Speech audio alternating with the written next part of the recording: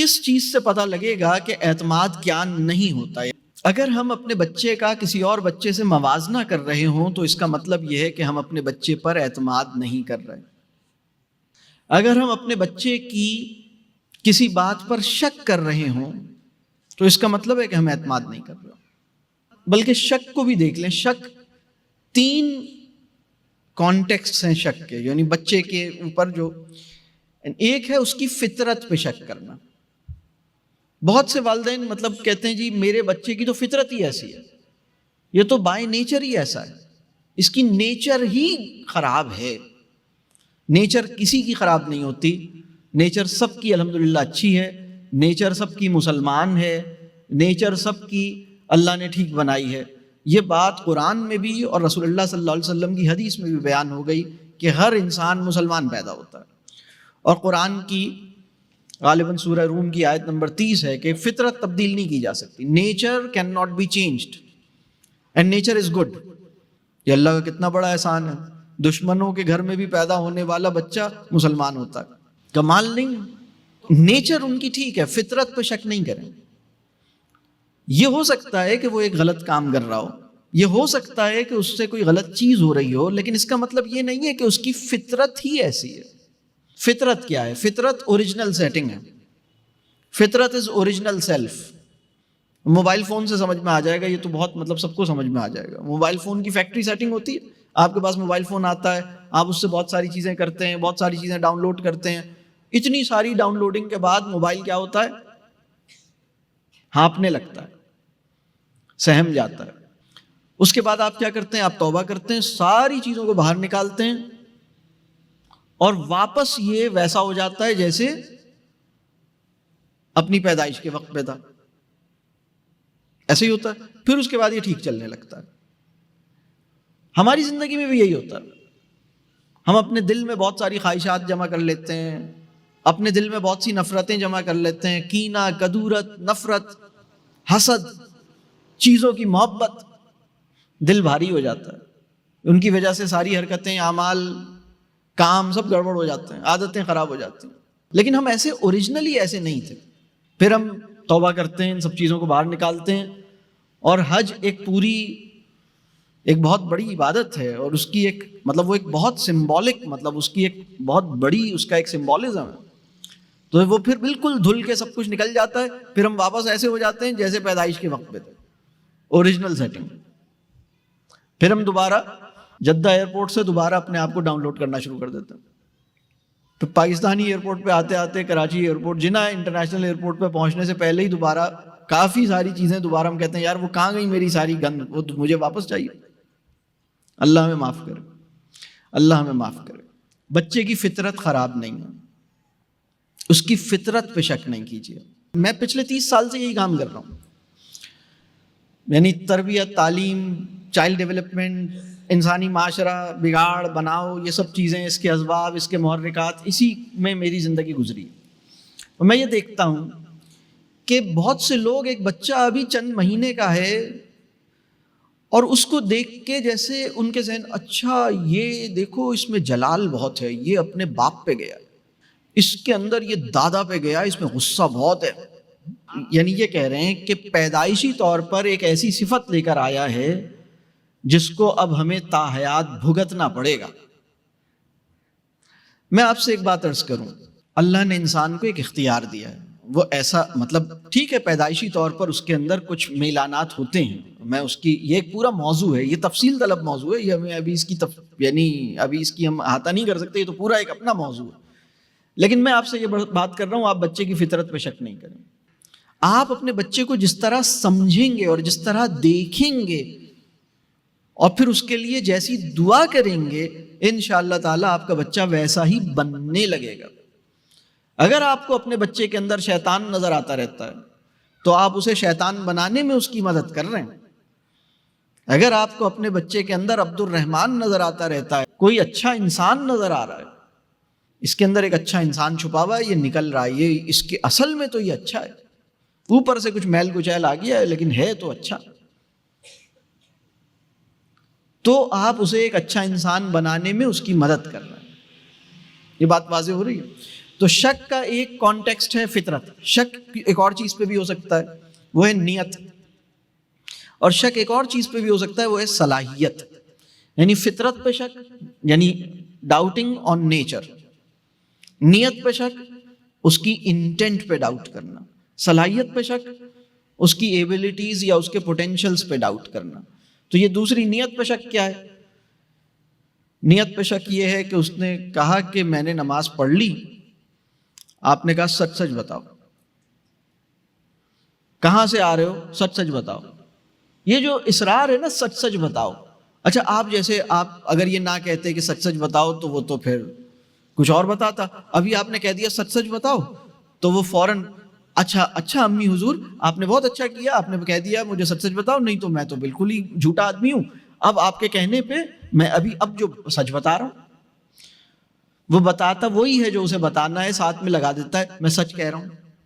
اچھا ہم بھی اتنے عادی ہو گئے ہیں، دوسرے سے کہتے ہیں سچ سچ بتاؤ، اور اپنی بات میں بھی جیسے بات میں سچ بول رہا ہوں، یقین مانو سچ بول رہا ہوں، یقین مانو سچ بول رہا ہوں. یہ جیسے ہمارے معاشرے کے اندر نا، یعنی ہمارے معاشرے میں انسانوں پر اعتماد اتنا کم کیا گیا ہے کہ بہت سے لوگوں کی گفتگو میں جیسے یقین مانو، ویسے تو یقین کی یہ برا لفظ نہیں، یہ اچھا لفظ ہے، ہمیں کہنا چاہیے بھائی اس پہ یقین کرو، یہ یقین مانو، لیکن اس کی شدت بہت زیادہ. اس پہ تم نے کبھی میری بات کو مانا ہی نہیں، صحیح تم نے مجھ پہ اعتبار ہی نہیں کیا. بات سمجھ آ رہی؟ سچ سچ بتاؤ، اس کا مطلب یہ کہ تم ہو جھوٹے، اب سچ بتاؤ. اور اس کی جیسے میں شک کی اقسام بتاتا ہوں آپ کو. میرے پاس ایک خاتون آئی، انہوں نے کہا کہ بھائی میرا بچہ نماز نہیں پڑھتا، بلکہ انہوں نے کہا وہ بالکل بے نمازی ہے. میں نے کہا دیکھیے کیا اس نے کبھی کوئی نماز نہیں پڑھی؟ اس نے کہا نہیں کبھی نہیں پڑھتا. پتہ لگا نہیں کبھی کبھی پڑھتا ہے. تو میں نے کہا پھر بے نمازی نہیں ہے، آپ یہ کہیں کہ 5 وقتہ نماز نہیں پڑھتا. یعنی معاملہ جو ہے نا بس اتنا بتائیں، کیونکہ اگر آپ یہ کہتے ہیں کہ وہ تارک صلاۃ ہے تو پھر کیس کچھ اور ہو جائے گا، دوسری کیٹیگری میں چلا جائے گا. آپ کہیے کہ وہ کبھی رہ جاتی ہے نہیں پڑھتا. اچھا آپ اسے کہتے کس طرح ہیں؟ تم نے نماز چھوڑ دی. جب ہم یہ کہتے ہیں کہ تم نے پھر نماز چھوڑ دی، اس کے اندر ہم اس کی نیت کے اوپر ہٹ کر رہے ہیں. جب ہم کہتے ہیں تم نے نماز چھوڑ دی، اس کا مطلب ہے کہ تم نے ارادے، شعور اور اپنی نیت کے ساتھ جان بوجھ کر ایسا کیا. ممکن ہے کہ وہ اپنے کھیل میں لگا رہا، اس کو وقت گزرنے کا احساس نہیں ہوا، سستی تھی اس کی، وہ چاہتا تو تھا کہ ابھی پڑھ لے، اور وہ سوچ رہا تھا ابھی پڑھوں گا ابھی، اور پھر نکل گیا ٹائم. تو واقعہ یہ ہے کہ اس سے نماز چھوٹ گئی، اور آپ کہہ رہے ہیں تم نے نماز چھوڑ دی. اس میں فرق محسوس کر رہے ہیں؟ بلکہ اگر 3 لفظ میں بولوں، تم سے نماز چھوٹ گئی، تم نے نماز چھوڑی، اور تم بے نمازی ہو. 3 سطح ہیں نا. تم جھوٹے ہو، تم نے جھوٹ بولا، ان دونوں میں فرق ہے. تم جھوٹے ہو کا مطلب یہ ہے کہ تمہاری ذات بالکل ہی اب ختم. تم نے جھوٹ بولا، اس کا مطلب ہے کہ ذات اور عمل میں فاصلہ پیدا کر لیا آپ نے. آپ عمل کو کہہ رہے ہیں، ذات کو نہیں کہہ رہے. اور اگر آپ کہتے ہیں کہ بھائی تم سے غلط بیانی ہو گئی، تو اب آپ اور احتیاط کا مظاہرہ کر رہے ہیں. تینوں میں فرق محسوس ہو رہا ہے. یہ تو جھوٹا ہے، اس نے جھوٹ بولا، اس سے غلط بیانی ہو گئی. یہ تین جملے آپ لکھ لیں چاہیں تو، یہ جو جملے میں عرض کر رہا ہوں نا، یہ 3 جملے پھر آپ کے ذہن سے نکل جائیں گے. بہت آپ کو پورا ایک سمجھ میں آئے گا کہ یہ میں کیا رہا ہوں. تم جھوٹے ہو، یہ سب سے بدترین کامنٹ ہے. تم نے جھوٹ بولا، یہ ذرا کم درجے کا کامنٹ ہے. تم سے غلط بیانی ہوئی ہے. اور اس سے بھی زیادہ سیف کامنٹ یہ ہے، مجھے لگ رہا ہے کہ شاید تم سے کچھ غلط بیانی ہو گئی ہے. یہ بات واضح ہو رہی ہے. وہ انسان جس کو شرمندہ ہونے سے آپ بچانے میں کامیاب نہیں ہو سکے ہیں، اس کی تربیت آپ نہیں کر سکتے. وہ انسان جو آپ کے ہاتھوں شرمندہ ہوتا رہتا ہے، اس کی تربیت آپ نہیں کر سکتے. وہ انسان جس کے عیب آپ جانتے بھی ہیں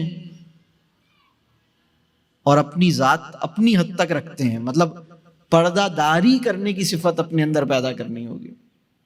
یہ بات سمجھ آ رہی ہے؟ آپ اس کے عیب جانتے تو ہیں لیکن اس کا پرچار نہیں کرتے. This should remain between you and him. اکیلے میں بیٹھ کے محبت سے پیار سے اس کو بات بتائی, اس کو سمجھ آئے گی. اپنے خوف سے بچائیے, شرمندگی سے بچائیے. بہت سے لوگ یہ سمجھتے ہیں کہ شرمندہ کرنا تربیہ کی میتھڈالوجی ہے. اقبال جرم کروانا چاہتے ہیں.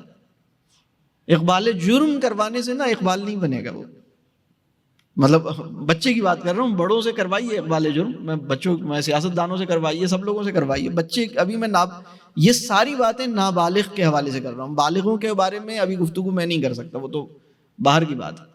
ہم صرف بچوں کی بات کر رہے ہیں. یہ پوری بات واضح ہو رہی ہے کس طرح سے ہمیں چیزوں کو دیکھنے کی ضرورت ہے. ایک بچہ دودھ پی رہا ہے, آپ نے اس کو دودھ نکال کے دیا, اس کے ہاتھ میں گلاس ہے, چھوٹے چھوٹے ہاتھوں سے اپنے, اور وہ اصرار کرتا ہے کہ میں خود پیوں گا. تم گرا دو گے. کیا ہے یہ جملہ؟ ہم تم پر اعتماد نہیں کرتے, تمہاری صلاحیت پر اعتماد نہیں کرتے. تم گرا دو گے. محفوظ جملہ یہ ہے کہ دیکھو کہیں گر نہ جائے, سنبھل کے, گرے نہیں. پہلی دفعہ گرائے گا, دوسری دفعہ کم گرائے گا, تیسری دفعہ بھی گرائے گا, چوتھی دفعہ بھی گرائے گا. 8-10 دفعہ 15 دفعہ کے بعد بغیر گرائے لے کے جانا, پلانا, پینا آئے گا. آپ نے بھی یہی کیا تھا, آپ سب نے یہی کیا تھا. گرانا نہیں, یہ ان ریئلسٹک ایکسپیکٹیشن ہے. تم گراؤ گے, یہ اعتماد کی نفی ہے. میں تم پہ آئی ڈونٹ ٹرسٹ یو, تم گراؤ گے. گرانا نہیں, I can't give you a safe space for trial and error. غلطی ہو سکتی ہے یار, کچھ ہم انسان ہیں, ہم کوئی پرفیکٹ لوگ تھوڑی ہیں. آہستہ آہستہ ہی آتا ہے, کرنے سے آتا ہے. کوئی بات نہیں بیٹا, گر جائے تو کیا ہوا, بس سنبھال کے. یہ بات واضح ہو رہی ہے. دیکھیں کچھ جملے ہیں اگر آپ نے بولے ہیں تو ظلم کیا ہے, اللہ سے معافی مانگیے, اور اب آئندہ وہ جملے نہ بولنے کا عہد کیجیے. میں جملے بتا دیتا ہوں آپ کو. مجھے سمجھ نہیں آتا تمہارا بنے گا کیا, تم کرو گے کیا, تم آگے چل کے کیا کرو گے, تم نہیں کر سکتے, تم سے نہیں ہو سکتا, تم کیسے کرو گے. پھر اچھا کچھ لوگ اتنے نادان ہیں کہ خوشی کے اندر حیرت ملا دیتے ہیں. یہ بالکل ایسا ہے جیسے دودھ میں بکری مینگنیاں ملا دے. بکری کے دودھ میں مینگنیاں شامل ہو جائیں تو آپ کو دودھ کیسا لگے گا؟ بس خوشی میں حیرت ملائیے, ایسا ہی لگے گا. واقعی تم نے کیا یہ کام, تم نے کیا ہے اتنا اچھا کام, نہیں تم نے نہیں کیا. یہ آپ مطلب اعتماد کا اظہار کر رہے ہیں, خوشی کا اظہار کر رہے ہیں. شرمندہ کرنے کا کوئی موقع میں ہاتھ سے جانے نہ دوں. جس انسان کی مزاجی بناوٹ ایسی ہو جائے اس سے مجھے لگتا ہے بس اللہ رحم فرمائے کہ کیا ہوگا, مطلب پناہ مانگنی چاہیے. بعض اوقات مجھے لگتا ہے کہ بچوں کو بگڑنے کے سب سے بڑے سبب کو کبھی کبھی دل چاہتا ہے کہ یا اللہ اس سبب کو اس کی زندگی سے نکال دیجئے. پھر ڈرتا ہوں کہ یہ بچے تو اپنے ماں باپ سے ہی محروم نہ ہو جائیں. تو یہ جو نیت کا معاملہ ہے, نیت پہ شک کرنا, صلاحیت پہ شک کرنا. پھر میں ایسے بچوں کو جانتا ہوں جن کی والدہ نے یا والد نے ان سے, تم سے شادی کون کرے گا, تم گھر کیسے چلاؤ گی, تم کماؤ گے کیا, تمہیں نہیں پتا حالات کیسے ہیں, دنیا کیسی ہے, ہم کیسی پرفتن زندگی اور دنیا میں زندہ, ہمیں پتا ہے, ہم جو جاتے ہیں نا کام پہ ہمیں پتا. ایسا ڈرایا ہے بچے کو. لگتا ہے کہ جیسے آپ جہاد پہ بالکل فی سبیل اللہ نکلتے ہیں تلوار وغیرہ باندھ کے, اور اتنا نہیں ڈرائیں. اس کو بتائیں انشاءاللہ اللہ ہمارے ساتھ ہے, اللہ بھی مدد کرے گا, آپ بھی ماشاءاللہ بہت کچھ کر سکتے ہیں, اس میں کوئی پریشانی کی بات نہیں, انشاءاللہ ہوگا. اللہ سے مانگیے, سیکھیے, سمجھیے, غور کیجیے, مشورہ لیجیے. جس بات میں پریشان ہو رہے ہیں اللہ سے دعا کیجیے, بجائے اس کے کہ ہم اس کے اسٹریس کو کم کریں. اسٹریس بڑھا رہے ہیں.